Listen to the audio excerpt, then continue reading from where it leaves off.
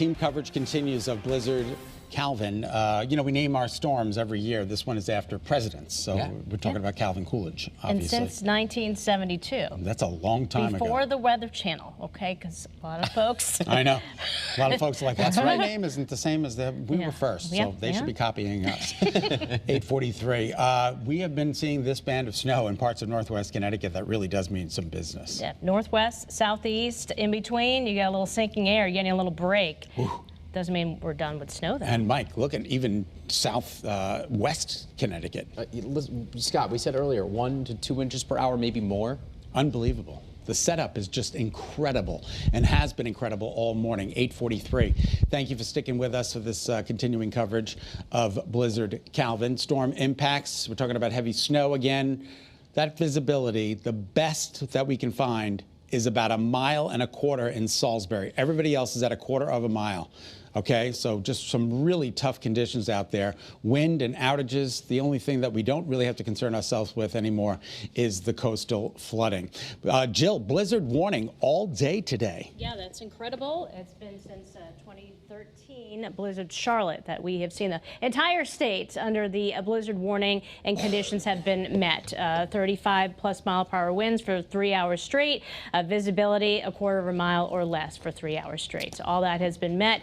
You're looking at the visibility right now down to 1/4 mile. Waterbury, for example, Chester, Groton. The wind gust right now 48 miles per hour. Bridgeport, 47 in Willimantic, 37 in Hartford. It is getting colder out there, so that snow is a little fluffier and blowing around very easily. So we have upper 20s generally, but it feels like single digits to teens. So as you are trying to clear out, dig out the driveway, things like that, it's going to be very chilly for your skin. So bundle on up. But yeah, the snow continues to pinwheel in.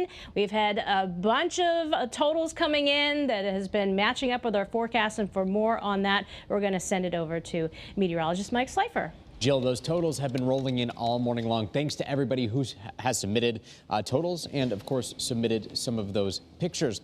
Let's start off with Niantic. 20 inches officially reached, one of the first spots to actually get to that number. Lebanon, just under 20 at 19. That was a report sent in to Scot Haney. How about Griswold? 15 inches out of Griswold. And we'll take you next to Shelton. 11 inches, just shy of 1 foot. Yeah, read this. Oh, all right. Here we go. Fresh off the press from Scot Haney. 20 inches and counting in Gales Ferry. Do we have a name? No, we don't have any. I'll get it for you. Unbelievable. Well, we'll bring you more on that coming up in just a moment. But, you know, some impressive totals out there. And as Jill mentioned, these numbers will climb a bit higher. We'll actually take you back over to Jill. Are you picking up, you picking up here? Ashley Weatherby. How awesome is her last name is Weatherby. Weatherby reporting on the weather. You love to hear it. So we have a lot more coverage coming up a little bit later in our newscast, but we want to show you what's going on right now, too, with First Alert Futurecast and how this is all going to trend as the day goes on. So, you know, we're talking wind gusts, we're talking snowfall.